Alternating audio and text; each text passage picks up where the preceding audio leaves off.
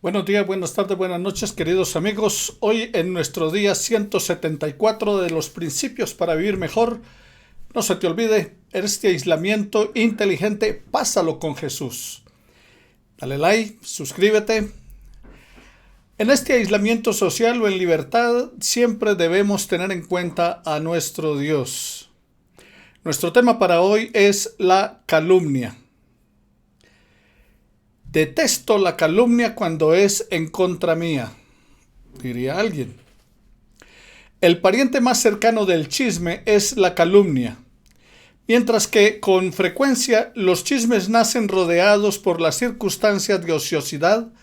En charlas descuidadas, la calumnia surge de la intención de compartir información dañina.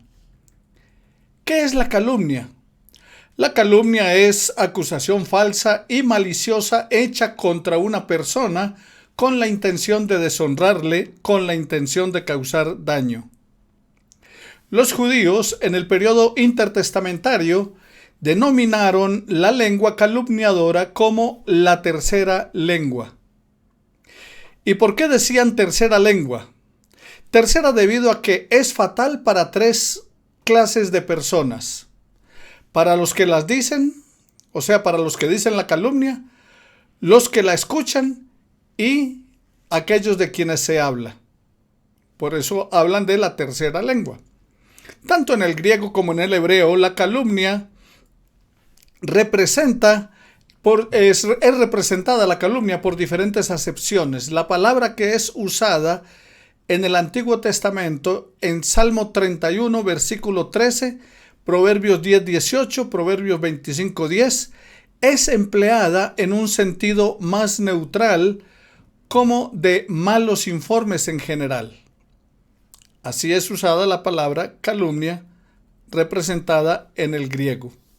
Y fue utilizada también en el Antiguo Testamento, cuando José va a informar a su padre la maldad de sus hermanos. Génesis capítulo 37, versículo 2. Y también cuando los 10 espías trajeron un informe negativo de la tierra prometida. Números capítulo 13, versículos 32, Números 14, versículos 36 al 37. Les invito a leer estos pasajes en la Biblia para que ustedes conozcan la historia de qué fue lo que aconteció y por qué se dio allí esa calumnia. También esta misma palabra es traducida del vocabulario hebreo como difamar o despojar a alguien de su buena reputación. Hay otra palabra en hebreo que es utilizada para el término calumnia y se trata la que literalmente significa informar o falsear algo. Lo encuentra en el Salmo 50, versículo 20. Ahora, resulta muy interesante saber que en el Antiguo Testamento la palabra para pie es la misma raíz usada para traducir tanto espías como calumnia. O sea que la palabra usada para calumnia, para espías o para pie es la misma palabra hebrea. Y obviamente algunas personas crecen tanto en la calumnia que viven buscando la información, o sea, da pie para la información. Y hasta dice el diccionario, se ocupan maliciosamente como calumniadores. Segunda de Samuel, capítulo 19, versículo 27, Salmo 15, 3. Para el chisme y para la calumnia incluso hay programas de televisión solo dedicados a eso. Y es muy triste la situación. En el Nuevo Testamento, la palabra calumnia está comprendida en dos. Una significa contra y la otra hablar. Un calumniador, entonces, ¿quién sería? Es alguien que habla en contra de otro.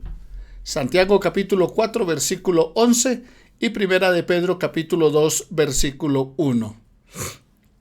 Es una manera muy interesante que usted puede encontrar en la versión King James de la Biblia, una traducción de la Biblia. La palabra demoníaco o diabólico es traducida como calumnia. Primera de Timoteo capítulo 3 versículo 11. Y también habladores maliciosos, o sea, calumnia como demoníaco o diabólico, y también como habladores maliciosos. La esposa de un diácono, dice la palabra del Señor en 1 Timoteo 3:11, la esposa de un diácono no debe involucrarse en lenguaje calumniador o literalmente diabólico o malicioso en la Nueva Versión Internacional. Reunir todos los matices sobre la calumnia nos permite descubrir que se caracteriza por los malos informes que afean o difaman la reputación de una persona. La calumnia entonces determina un corazón infiel. Salmo 50, versículo 16 al 23. O Romanos capítulo 1, versículos 28 al 30. Y la calumnia es una violación directa de la ley de Dios. Levítico capítulo 19, versículo 16 y Santiago capítulo 4, versículos 11 al 12. Y dice así la palabra del Señor: Hermanos, no murmuréis los unos de los otros. El que murmura del hermano y juzga a su hermano, murmura de la ley y juzga a la ley. Pero si tú juzgas a la ley, no eres hacedor de la ley, sino juez. Y uno solo es el dador de la ley, que puede salvar y perder. Pero, ¿tú quién eres para que juzgues a otro? La calumnia nos autodescalifica en la comunión con Dios. Salmo 15, versículos 1 al 3. ¿Quién entrará en tu santuario para adorar? Y dice que el que no calumnia con su lengua. Cuando destruimos con nuestra lengua a quienes Dios ama y quiere restaurar, entonces nos ponemos en contra de Dios y de su propósito. La calumnia no solo nos aliena espiritualmente, sino que igualmente silencia la obra de Dios en nuestras vidas. Salmo 101, versículo 5. Si rehusamos refrenar nuestra lengua de la calumnia, Dios por su gracia disciplinante presionará para detenernos. Proverbios capítulo 3, versículos 11 y 12.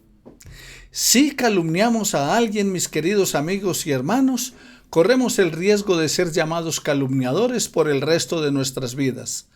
Proverbios 25, versículos 9 al 10. La palabra utilizada para traducir traicionar la confianza es también el mismo término hebreo para calumnia. Es cierto que compartir una información confidencial es algo calumnioso, pero también lo es quien las dice en secreto, porque adquiere la forma de calumniador. Las malas reputaciones son difíciles de arreglar. La calumnia, queridos amigos, es un acto de hostilidad que perjudica al que la origina. Proverbios capítulo 30, versículo 10. Puede provocar la furia de los que escuchan y la de aquellos a quienes se calumnia. ¿No ha oído a alguien decir: yo no creo que deberías hablar de ellos? ¡Qué situación tan embarazosa! ¡Qué condenatorio! El calumniar a otros lo deja a uno como un perfecto calumniador y abre la posibilidad de que otros lo hagan con nosotros. Muchas realidades perjudiciales acompañan la calumnia. David dijo que el miedo, la conspiración y el complot son compañeros destructivos de ella. Salmo 31:13 dice: porque oigo la calumnia de muchos, el miedo me asalta por todas partes, me consultan juntos contra mí e idean quitarme la vida. Mientras consultan juntos contra mí e idean quitarme la vida. Entonces, ¿qué es lo que está diciendo el rey David? Que al oír la calumnia de muchos, el miedo lo asalta por todas partes. La calumnia se rodea por sí misma de desconfianza, de duda, de exageración, de orgullo. Es una compañía insensata para el creyente que desea crecer espiritualmente y reflejar la obra de Dios en su vida. Obviamente, el chisme y la calumnia son serias violaciones a la voluntad de Dios. Entonces, ¿por qué son tan predominantes? Bueno, es posible que nos vayamos neutralizando con buenas excusas. Muchas ideas falsas rodean el pasatiempo social de contar historias y reconocerlas cuanto antes. Eso nos ayudará a extirpar el cáncer de nuestra conversación. ¿Qué hacer entonces? Bueno, La primera idea errónea que tenemos en cuanto a la calumnia es que es exclusivo de las mujeres. Y es cierto que en dos referencias bíblicas los pecados de la calumnia y el chisme tienen que ver con mujeres. Primera de Timoteo 3:11 y 5:13. Las mujeres asimismo sean honestas, no calumniadoras, sino sobrias en todo. Pero ¿saben qué? En ningún lugar la Escritura promueve la idea de que los hombres no sean culpables de chismes como ellas. La única diferencia, ¿sabe qué? Es que los hombres la llaman disparando al aire o conversaciones de tienda o mejor aún solucionando problemas. Pero son chismes. La segunda es la idea falsa que afirma que si la conversación es verdadera, está bien compartirla. Y esa es una premisa falsa. No solo porque sea verdadera debemos compartirla. Nada podría estar más lejos de la verdad. No se trata de la información si es verdadera o falsa, sino cuán dañina o confidencial es. La norma para los que hablamos está en Romanos capítulo 14, versículo 19. Así que, sigamos lo que contribuye a la paz y a la mutua edificación. También en Efesios 4:29 dice: ninguna palabra corrompida salga de vuestra boca, sino la que es para la buena y necesaria edificación, a fin de dar gracia a los oyentes. La tercera es la idea equivocada que consiste en decir: este problema necesita mucha oración. Y parece muy espiritual, parece muy santo. Este problema necesita mucha oración. Mientras que puede ser cierto, la comunicación destructiva es anticipada porque expresa: déjame contarte esto, pero solo es para que ores. Y esa es una idea equivocada. La cuarta idea falsa se relaciona con el deseo tácito de una amistad profunda. De algún modo pensamos que compartiendo información confidencial o negativa de otra persona, aumentaremos la amistad con quien estamos hablando. Y tristemente es una realidad en algunas relaciones, que nunca permanecerán si no fuere porque existe un enemigo común de quien hablar. Pero, como hemos aprendido hasta ahora, estas características de la comunicación no profundizan las amistades, sino que finalmente terminan por separarnos. Proverbios 16:28 dice: el hombre perverso levanta contienda, y el chismoso aparta a los mejores amigos. Y la quinta suposición dice seguro: quienes escuchan no se lo digan a nadie más. Después de todo me garantizaron que no lo harían, decimos. Debemos desmantelar estas ideas infundadas de nosotros y preguntar: ¿qué podemos hacer con la información dañina?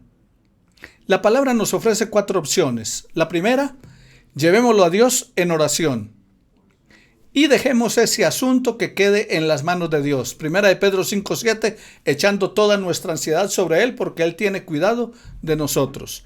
Hay algunos casos que van más allá de nuestras habilidades y por lo tanto no lo podemos resolver. Si tenemos que hablar de ellos, debe ser a Dios.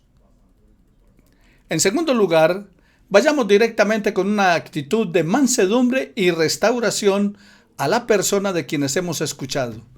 Mateo 18:15 y Gálatas 26:1. Desafortunadamente, la persona de quien se ha estado hablando es la última en enterarse de la historia. Como alguien dijo: yo estaba en boca de todo el pueblo y ni siquiera yo lo sabía. Luego de oír el punto de vista de la persona involucrada, tendremos una nueva perspectiva de la información. En tercer lugar, llevemos la información a alguien que esté en posición de autoridad para corregir la situación, para ayudar a resolverla. Mateo capítulo 18, versículos 15 al 17 y Romanos 13, versículos 1 al 5. Y en cuarto lugar, proteja a la víctima de la calumnia. Proverbios capítulo 10, versículo 12. El relato de Génesis sobre la reacción de la familia de Noé a su embriaguez y desnudez ilustra gráficamente nuestra responsabilidad. Después del diluvio, Noé lo encontraron desnudo y borracho en su tienda. Cam, padre de Canaán, vio la desnudez de su padre y fue y se lo dijo a sus hermanos. Y les contó cómo había visto a su papá desnudo. Se lo dijo a sus dos hermanos que estaban afuera. Génesis capítulo 9, versículo 22. ¿Sabe qué hicieron sus hermanos? Tuvieron una respuesta diferente. Ellos lo que hicieron fue entonces tomar la ropa y se fueron caminando de espaldas para no mirar la desnudez de su padre y le pusieron la ropa sobre el cuerpo. Y ellos cubrieron entonces la desnudez de su padre. Vueltos los ojos, así ellos no vieron la desnudez de su papá. Reacción diferente. Mientras uno fue con el chisme, con la calumnia, los otros lo cubrieron. Concluimos entonces que la solución de Dios para la calumnia, ¿sabe cuál es? Amarnos los unos a los otros. Juan 13:34. Porque no vamos a calumniar a las personas que amamos. Primera de Corintios capítulo 13, versículos 4 al 7. El amor, queridos hermanos, quiere lo mejor para los demás, y esto significa guardar su reputación, así como guardamos la nuestra. Mateo capítulo 7, versículo 12. El amor no hace mal al prójimo. Así que el cumplimiento de la ley es el amor. Romanos capítulo 13, versículo 10. Cuando nos centramos en obedecer al Señor, amando lo que Él ama, la calumnia no nos va a tentar. Nuestro buen Dios y Padre Celestial, ayúdanos, Señor, a mantener nuestra boca y nuestros oídos cerrados a la calumnia. Que ni la hagamos ni le prestemos atención. Que no la esparzamos. Y aunque sea cierto y aunque sea una verdad de lo que nos enteremos, Señor, que no busquemos dañar al otro, sino antes protegerlo. Te lo pido en el nombre de Jesús, que nos ayudes a vivir de acuerdo a tu propósito y a amar lo que tú amas. En el nombre de Jesús, amén y amén. Bendiciones para todos. Nos veremos en la próxima oportunidad. Que el Señor te continúe bendiciendo cada día. No te olvides, pásalo con Jesús.